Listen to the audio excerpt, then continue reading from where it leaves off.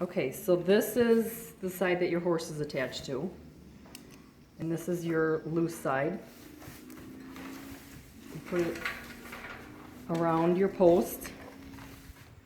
And then you're going to grab it like this. Left hand over the top, and you flip it. Flip it.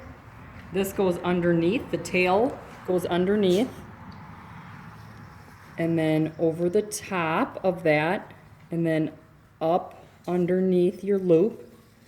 And you pull it tight. If the horse pulls back, that's as tight as it gets. And then you can take your tail and you can just pull it through that loop so that they can't get loose.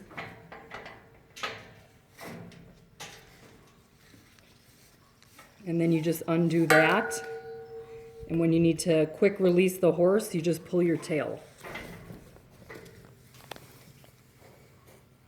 Okay, I'll do it one more time. Your tail goes around. Hand like this, flip it over.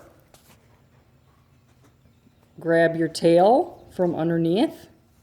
Goes over the top of your lead. Underneath your loop and through. Grab it and pull. The horse is attached to the lead. You just pull that and it tightens to your post. Your tail can go through here so they can come undone.